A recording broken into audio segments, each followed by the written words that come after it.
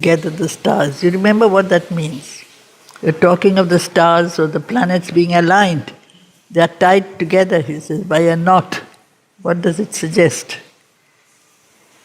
Not of he and she. Huh? Not of he and she. Not of he and she, but that you're just repeating the question. The knot that ties the stars. Love. Knot binds. The knot binds. Binds. The knot keeps together. Once the knot is opened, everything breaks out. The stars, all this play of all these worlds, this multiplicity, this diversity, they are there. They will always be there. But behind it is that central oneness that holds them all together. We are all different, all of us. And yet there is something that unites, that holds together. This unifying force, which is, if you say he and she, but what do you mean by he and she? Mother and Sri Aurobindo, yes, but what does that mean? He didn't say that. He is consciousness, she is the power of manifestation. That central consciousness holds the play of manifestation and all its different aspects. This play does not stop. Manifestation and multiplicity goes on. But at the core, there is that one central consciousness. She is the force, she works it out, manifesting that consciousness in every different aspect, in every different particle, in every different star and planet, in every different individual. The force is being worked out according to its law. We all have different laws, different rhythms, different patterns, different evolutions. But there is a central oneness. It's the one in the many. It does not take away the many. There is no uniformity. All do not move in the same pattern, in the same rhythm. There would be no meaning in the play of manifestation otherwise. Each thing, each being, each world, each star has its own pattern, and yet there is a pattern. Pattern means rhythm. Rhythm is a vibration that is regulated. It is not something random.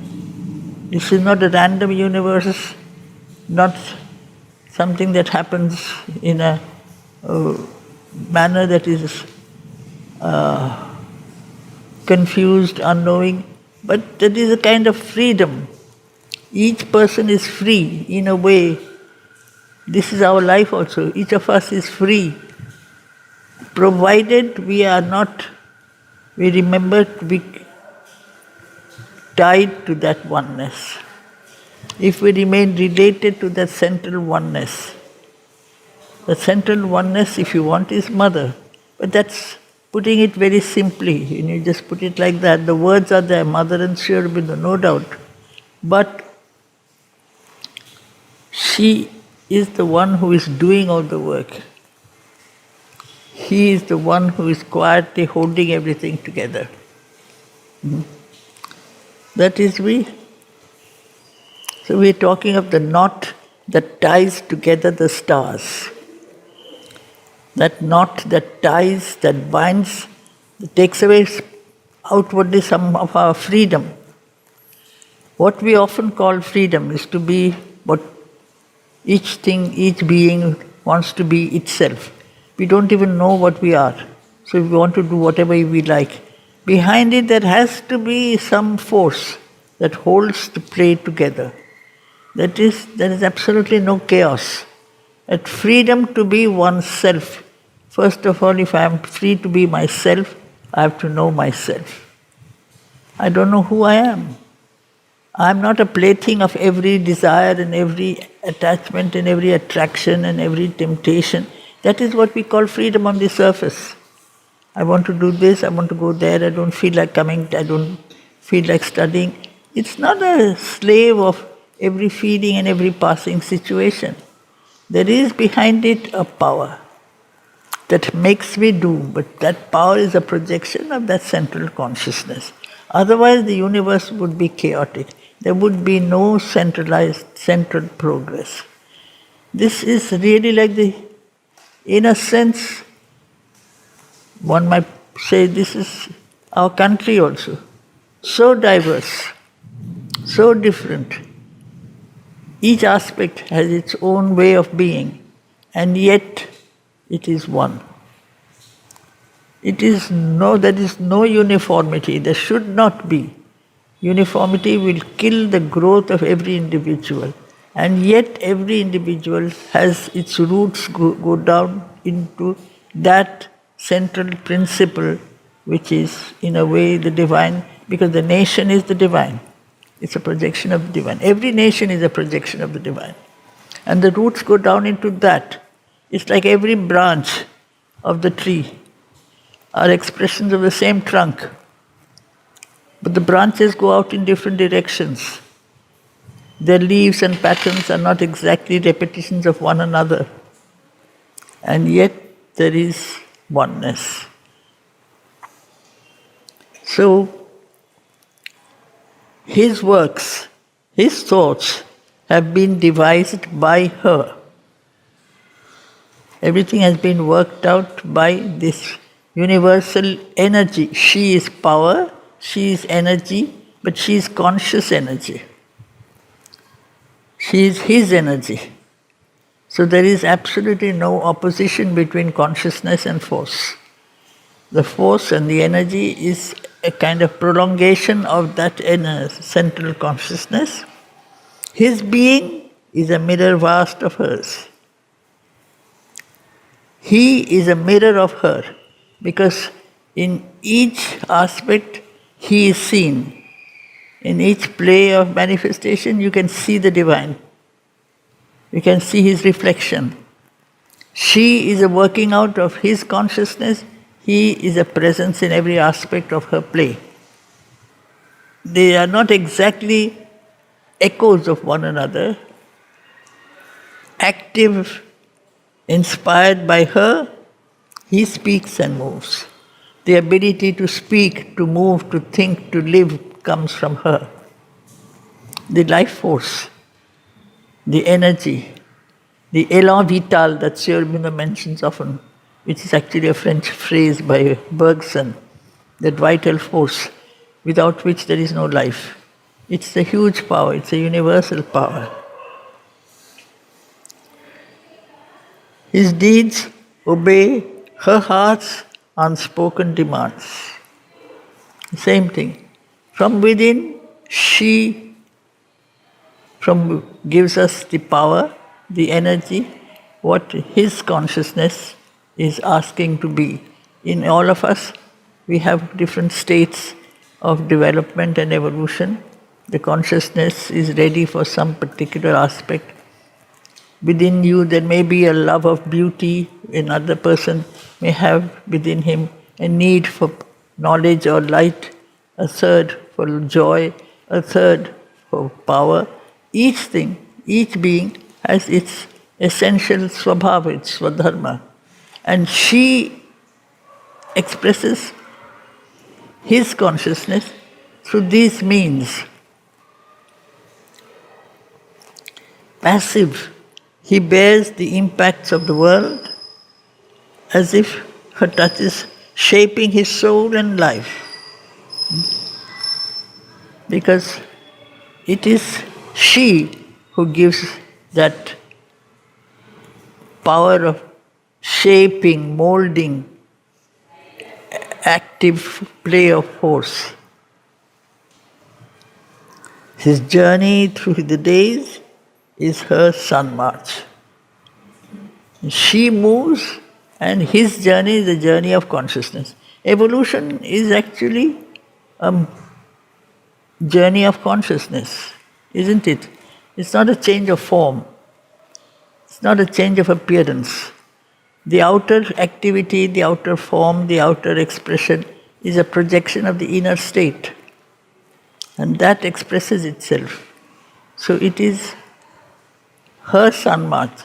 she moves towards in evolution, towards more and more perfection, more and more complexity, more and more variety. The singular becomes the plural, and in the plural is all the infinitude of possibilities. All of us really are expressions of that one infinity, the finite manifesting the infinite. And in that infinite, each of us represents one possibility of mass perfection, not necessarily. That one slowly grows into the many. It is true, for instance, if in me I have a great love for beauty, through that slowly I can connect with knowledge, with truth, with love, with joy. It will take me to the core, to the essence. The essence is He. But I follow one particular direction, you follow another direction. It will take us to the same goal. It's like all the rivers going to the same ocean. He runs upon her roads. She brings out all the possibilities, the roads, the paths, the means of advance. He runs upon her road. Hers is the course. She charts out the map. So proceed this way. A plant grows in this way. Each plant also, if you look at the world of nature, there are so many plants, but each plant has its own law, its own shape, its own expression. Each human being, there is no one human being, and yet they are all one. Each human being hides in himself humanity, but in that humanity, all the possibilities are latent. One aspect comes out into the forefront. That aspect makes one person a warrior, another person an artist. It's not the same, but the possibilities are there. They are all possibilities of consciousness. So, a witness and student of her joy and dole, shows how he is. He is a witness, he watches from within the drama, the play of manifestation. A witness watches the action of a play, the witness doesn't take part. It's student of a joy and dole, dole being suffering. A witness and student of her joy and dole. Dole is an old-fashioned word, but if you know a little French, you know douleur, dollar. Dollar is pain. Dollar is not physical necessarily pain which is physically expressed. It can be, and things are not as they should be, then there is pain, wherever it is. So joy is when things are as they should be. In our nature, things are not always as they should be. All our faculties are not in harmony with one another. So there has to be a certain amount of, you might say, twisting and turning. We have to grow out of that imperfection. So she has to move like that. Her movements are not straightforward. Her movements are complex. But he watches how she's working. Slowly through our difficulties, through our sufferings, through our errors, we realize he's letting us grow. It's not as if mother's blessing is there so everything becomes simple and straightforward and works its way out. It is not that. The blessing is there and therefore things are not made simple. To raise all the potential of wealth of possibilities that are hidden. Gradually things manifest themselves. A partner in her evil and her good. Evil is not really evil. Evil is good that has been twisted out of shape. It can be, evil cannot exist by itself. It is something that is a perversion of what is harmony, what is beauty. But that is the ultimate truth. To reach that perfection, we have to pass through all kinds of states and experiences, sometimes experiences of pain, experiences of darkness, experiences of stupidity and folly, and even evil. Just now we were talking of how we grow, because it's her birthday tomorrow and she says she'll be 70. And it's not that you just grow from age 0 to age 70. You make your mistakes, you do your stupid things, you fall down, you know you've done something you should not have done. Now you know. Now you realize, I've gone through all these things, I've wasted my time. If I had not fallen down, could I have enriched my understanding and consciousness? That's the whole problem. So evil is not straightaway something that exists by itself. It exists for a purpose. Everything exists for a purpose. If I don't have to fight, I don't realize my strength. I don't realize what I believe in. I don't realize what the truth is. So I have to go through darkness, error, falsehood, pain, all these which are the perversities of the original powers that are at play in the universe. So he has consented. The consciousness allows that the earth's energy or the mother's energy uses all these things. He has consented to her passionate ways. Passion is always associated with not just intensity. It's not desire. It's an intensity of emotion which is associated with pain. Passion is pain. It always leads to suffering. And when I have suffered acutely, then I realize that this I should not have done. This, my consciousness becomes aware of my errors. So in the long run, I realize, I today have reached a certain age, which is much more than yours, and I made my stupid mistakes, but there are certain things I gained a lot. So that is also something Mother said once. There are those who choose to remain ignorant. You don't force them to learn. You don't force them to be good. She said, everyone has a right to his ignorance. So you want to stay ignorant, until the time comes when you realize that you are stuck in the darkness. And that time you start coming out. You can't impose. You can't force the spirit to grow. The spirit will grow when the energy from within. Ignorance is a form of inertia, of tamas, of unwillingness to grow, and that will keep us down. And when that force can be made to wake up, that same person can become incredibly strong, achieve, because this time he chooses to grow. When you choose to grow, you grow faster, you grow well.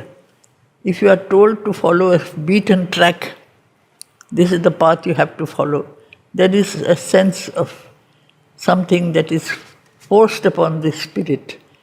Life is not a journey which is really, you have to buy a ticket and reach a particular spot. You are free to make mistakes. He allows. That's why the world looks such a confusion. It's a play of so many forces, but it is not a confusion. The conscious central presence is always there. That is the knot that ties together the stars. So he is driven, that consciousness, by her sweet and dreadful force. There is beauty, there is attraction, there is temptation. Sometimes it leads us in the wrong direction. Sometimes there is violence, there is power, there is something that obliges us, and we are shaken out of our state of dullness and heaviness. His sanctioning name initials all her works. Nothing can she do without his presence. Though we don't see the divine behind all things, we see the play of the energy, but the divine is present everywhere. It cannot be otherwise. His silence is his signature in her deeds. He seems completely withdrawn. In many of our actions, we don't feel the consciousness, we don't feel the divine. He seems to have withdrawn. But without that presence, the play of energy cannot happen. It is his energy. No matter, sometimes the energy is beautiful, it's strong, it's an outflow of light which is wonderful, which is a little rare. The energy often comes out as a projection, usually, of the ego. If you have a lot of vital energy, it is the ego, its demands, its desires, its impositions. That also is part of the process. In her fancies of the moment and its mood, that is why these are fancies. Fancies are not even emotions. Fancies are very short-lived. You want this, you want that. That is the nature of desire. It's constantly changeable, constantly variable. In the march of this obvious ordinary world, the world remains ordinary, and yet it is not. There seems to be no development and progress of consciousness, and yet that's happening. Where all is deep and strange to the eyes that see, that is the whole thing. If you know how to look, nothing is ordinary. Everything is deep. Everything is an expression of His will. But if we are on the surface, as we often are, we take things as commonplace. The world is commonplace if our consciousness is commonplace.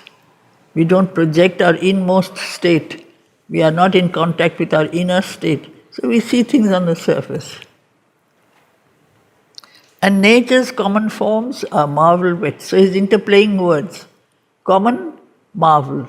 Or if you know how to see, you know that nothing is ordinary. Marvel, weft. Weft is like weaving. It's a fabric. Creation is compared here to a fabric. Interplay of forces are like the threads in the fabric that move in different directions. Some go horizontally, some move vertically, and it creates a totality of fabric. Nothing is common, and yet nature's every common form is a marvel. We don't have time to look at things. We don't know how to see. If we look at just the most obvious piece of stone, it's nothing very special. It's lying on the road.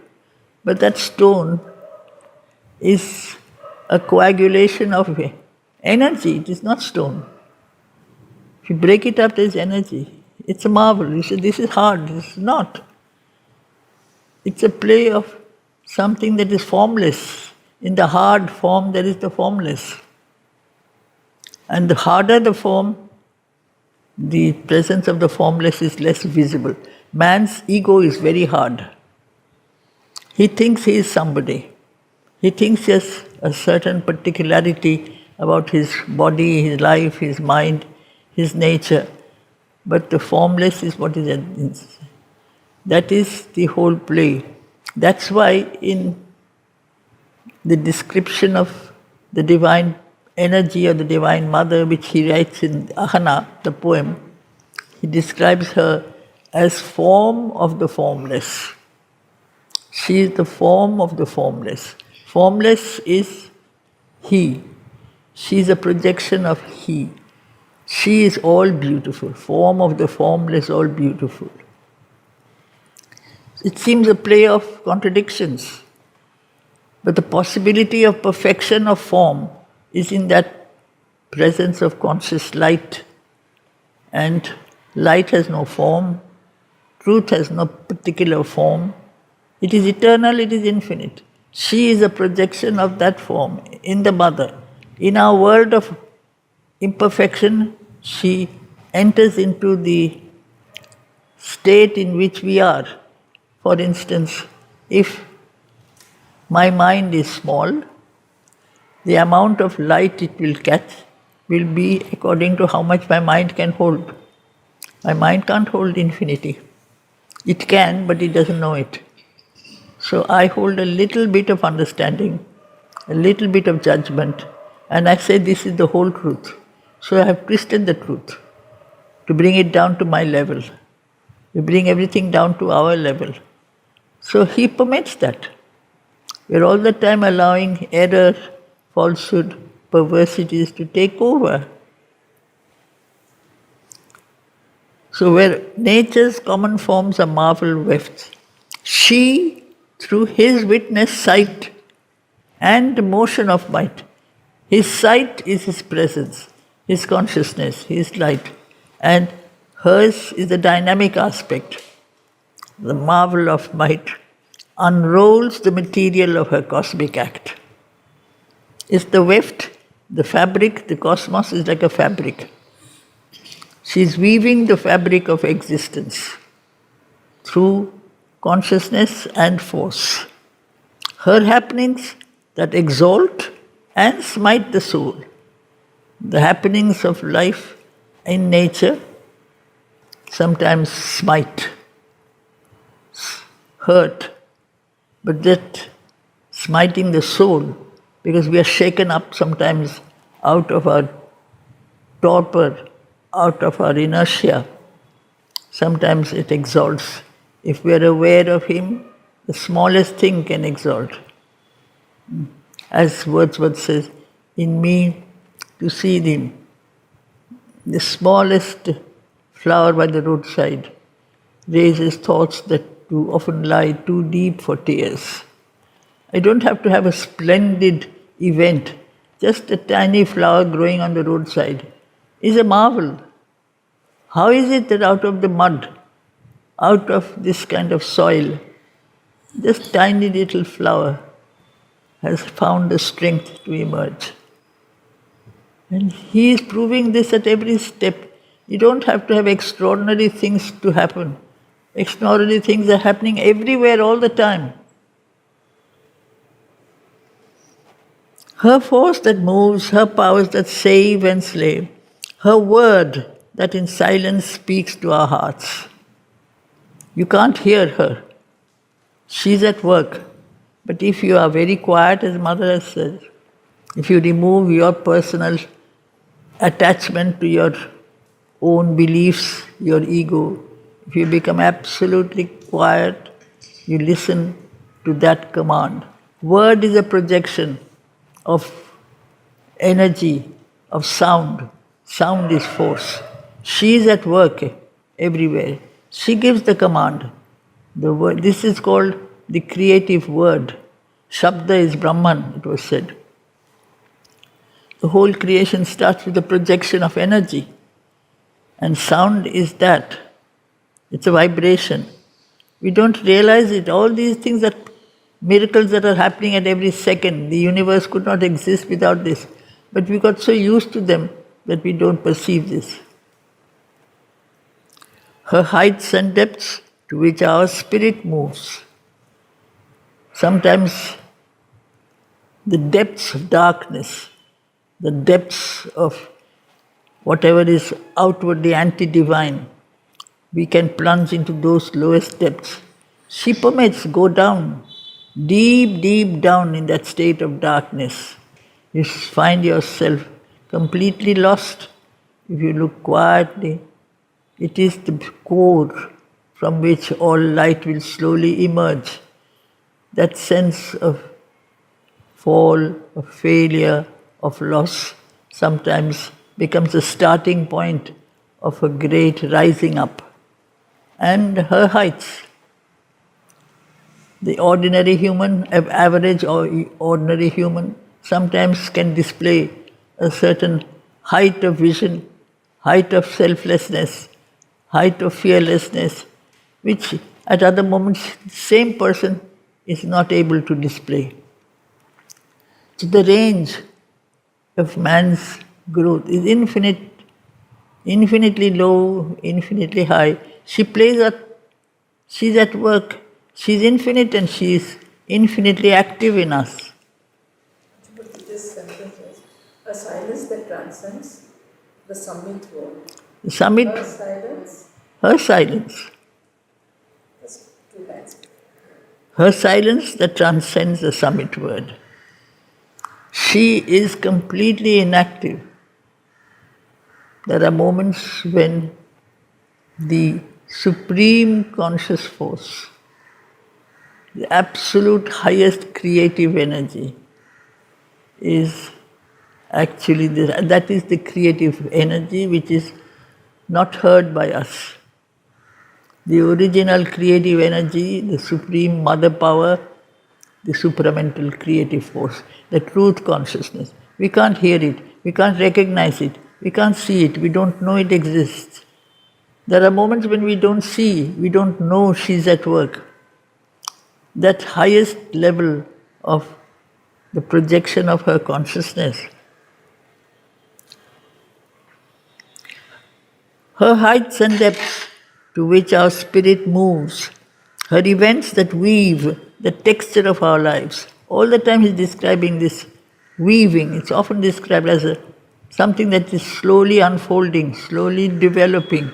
Creation is a constant unfolding. Therefore, it's like a cloth that is continuously being woven. And all by which we find or lose ourselves. That is our life. Much of the time we lose ourselves. We have lost contact with that, with our real self. We are on the surface, we are playing around with the activities of the surface. We don't know, or we don't bother to know, we don't connect with our real self. And yet, every moment can be an opportunity to find Him, that spirit, that consciousness. So that is, she is giving us a chance. He is there. Find Him. Find the soul. It's there at every moment. But most of the time, we have turned our gaze outwards. We look at the world from the outside. The world is inside. He is inside. The universe is within. If we look like that, then we see the play of the entire unfolding of consciousness that is at work in everything, in everybody. Things sweet and bitter, magnificent and mean. Mean really means small. Very petty, very small. We don't have to wait for splendid moments. Even in the smallness where we have turned our, there is nothing small. But I've turned my back to the divine. What remains is just my ego, which is very small. I give it a big importance, but I am nothing. So things bitter, that is why things are bitter. It is when Mother calls it very simply, you have cut the connection. You have cut the connection with the center, with the divine. Things terrible and beautiful and divine. They're all part of the same play.